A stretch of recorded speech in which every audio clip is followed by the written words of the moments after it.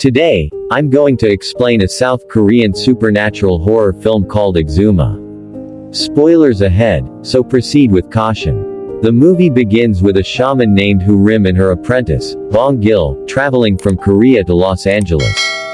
They have been summoned by a wealthy businessman named Park, who is of Korean descent but whose family has lived in America for generations. His newborn son is mysteriously ill, and despite all medical efforts, no cure has been found. Desperate for answers, Park seeks the help of the shamans. When they arrive, Woo Rim and Bong Gil go directly to the hospital where they meet Park's wife. She is skeptical of anything supernatural but allows them to see her son. As Woo Rim enters the baby's ward, she senses a dark and malevolent energy. She explains that the child's illness is due to his ancestors' spirits, which shocks Park's wife. Later, the shamans visit Park's house to discuss the issue in more detail. Park reveals that the firstborn sons in his family have always been plagued with tragedy. His father is paralyzed, and his older brother took his own life in a mental hospital. Furthermore, his wife had multiple miscarriages before this child was born. Woo Rim explains that this is known as grave calling, meaning the baby is haunted by the ghost of Park's grandfather. She suggests that they must either relocate or cremate the grandfather's remains, as he was buried in the wrong location. However, Woo Rim admits that she cannot handle the task alone and needs additional help. Park, desperate to save his child, is willing to pay any price.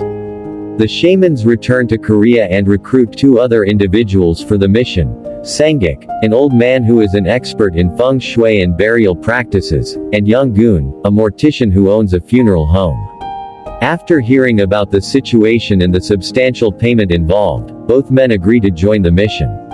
The next day, Park arrives in Korea and meets the group. Strangely, he insists that they must not open the coffin under any circumstances and that the grave should be cremated as quickly as possible. Park explains that his family opposes this decision, but he is determined to proceed for the sake of his child. When Sangik tries to gather more information about Park's grandfather, Park is evasive, as though he is hiding something. The group travels to a remote mountain near the North Korean border, where the grave is located. Upon reaching the site, they notice an abundance of foxes, which Sangik finds concerning. According to feng shui beliefs, graves and foxes should never share the same space, as it is a bad omen. The tombstone also bears no name, only strange symbols, which Sangik finds peculiar. Park explains that his grandfather was a national hero, and the grave was placed in this location by a monk named Ji-sun. He adds that the tombstone was kept simple to avoid attracting grave robbers. Despite this explanation, Sangik remains uneasy. As the group prepares for the exhumation, Sangik expresses his concern, warning that disturbing the grave may bring danger to them all. However, Woo Rim insists that they must continue to save the baby's life, and Sangik reluctantly agrees.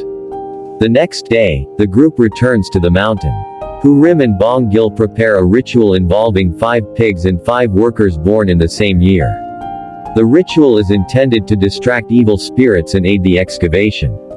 As they begin digging, Park's elderly aunt arrives to witness the exhumation. Everything proceeds smoothly until one of the workers uncovers a strange human-headed snake. In a panic, the worker severs the snake's head with a shovel, causing it to scream like a human. Instantly, the weather changes, and a torrential rainstorm begins. Sangik suggests they postpone the cremation due to the bad omen, and Park agrees. They transport the coffin to Young Goon's funeral home for the night.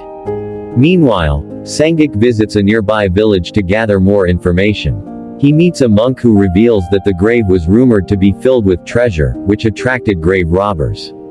The monk shows Sangik some items left behind by these thieves. Back at the funeral home, a curious caretaker attempts to open the coffin despite being warned not to. The shamans catch him in the act, but it's too late. The spirit of Park's grandfather escapes. Woo Rim feels the spirit pass through her, and she collapses, unconscious. The scene shifts to Los Angeles, where Park's paralyzed father hears a voice telling him to open a window. When he obeys, the spirit appears and extracts his liver, killing him instantly. In another part of the house, Park's mother is also killed by the vengeful spirit. Back in Korea, Rim performs a ritual to summon the grandfather's spirit into Bong-gil's body. The spirit reveals that he is furious with his descendants for neglecting him and will only leave after taking all of their lives. Park is informed that his grandfather's spirit is out for revenge. Soon after, Park hears a knock at his door and a man claiming to be Sangik asks to be let in. Park is confused, as Sangik is on the phone with him at the same time. The voice on the phone instructs Park not to open the door and instead open a window.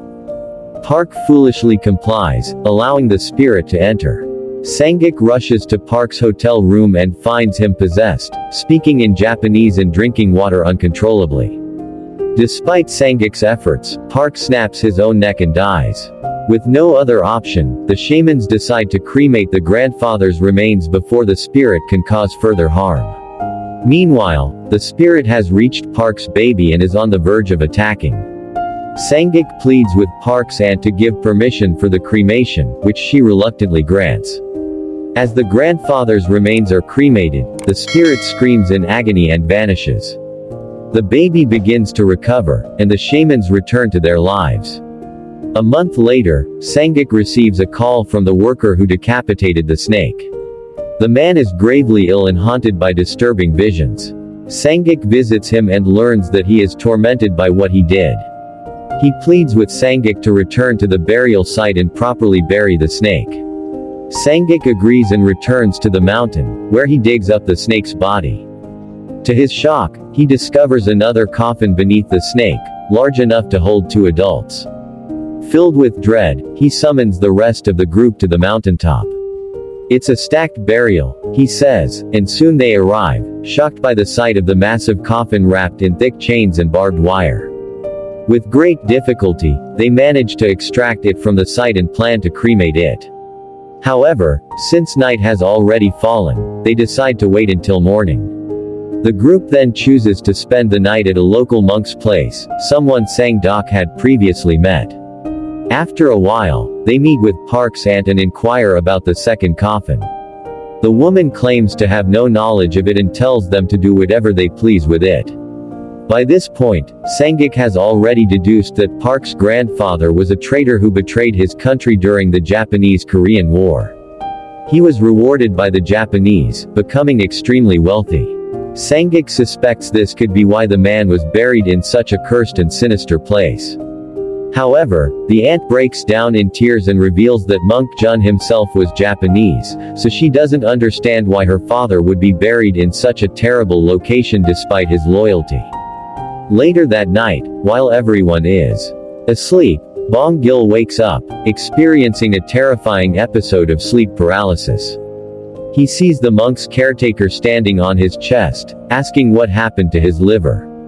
Bong-gil then fully awakens to some strange noises and goes to investigate. He finds several pigs with their innards removed. In the distance, a massive figure devours the monk's body. Alarmed, Bong-gil quickly calls for help, and both he and Sangik rush to check the coffin, only to find it empty.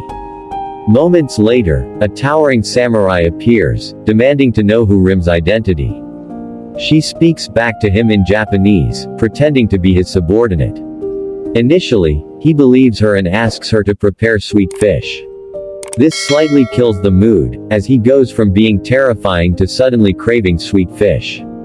However, the evil spirit soon sees through her lie and attacks. Just in time, the others arrive, and Bong-gil courageously stabs the samurai, but it has little effect. The samurai strikes back, injuring Bong-gil severely. Just then, the rooster crows, signaling dawn. The samurai quickly transforms into a ball of flame and vanishes. Bong-gil, critically injured, is rushed to the hospital. Later, Sangik returns alone to the monk's place and begins sifting through the grave robber's belongings. He soon realizes that the people in the recovered photo weren't grave robbers. During the war, the Japanese planted iron stakes in the ground to block *fang** energy, considered the heart of the Korean national spirit. These people were actually patriots on a mission to find and remove the iron stakes. Sangik then heads back to the burial site, where he finds the samurai's body lying dormant. In the next scene, he meets with Hurim and Young-gun to inform them about the iron stakes. After examining the evidence, they conclude that the spirit of the samurai is protecting the stake. The group devises an almost impossible plan: distract the samurai while destroying the iron stake. As they dig deep into the grave, the trio realizes that the demon hasn't attacked the areas of Bong-gil's body covered with Buddhist scriptures. So, they decide to inscribe the same scriptures on their own bodies as protection. The next day, they head to the mountain for their final mission. Hurim performs a ritual to lure the samurai demon out of the grave, using sweet fish, the food he requested earlier. With the spirit distracted, the two men start digging, searching for the iron stake. However, even after hours of hard work, they find nothing. Suddenly, the spirit transforms into a fiery orb and descends onto the grave, attacking Sangik and severely injuring him. The demon prepares to take Sangik's liver, but the others throw a bucket of horse blood on him, causing him to scream in agony. At that moment, Sangik realizes the shocking truth: the samurai is the iron stake. A vision reveals Monk Jun embedding a sword in the decapitated samurai's body, turning him into a ghoul. Park's grandfather's grave was merely a cover for the relic. Sangik deduces that the samurai's body is made of flaming metal. Since water opposes fire and wood opposes metal, wet wood is needed to neutralize the flaming metal. With this insight, Sangik picks up a wooden stick, inserts it between the samurai's feet, smears it with his own blood, and strikes the demon repeatedly. Finally, the samurai's body disintegrates. At the same time, Bong-gil, who had been under the demon's control in the hospital, regains consciousness. After the evil spirit is vanquished, a severely injured Sangik is rushed to the hospital. He narrates that he's likely to die soon, but he doesn't mind, as he's been around death his whole life, and now it's simply his turn. In a touching moment, we see the others praying for his recovery. Though Sangak was ready to give up his life, he miraculously makes a full recovery. A few months later, the group has returned to their normal lives. We see them attending the wedding of Sang-dok's daughter, and even though she's marrying a blonde-haired, blue-eyed man, Sang-dok is fine with it. As the group gathers for a photo, the movie comes to an end. Don't forget to subscribe for more videos like this, turn on notifications, and leave a like to support the channel. Thanks for watching.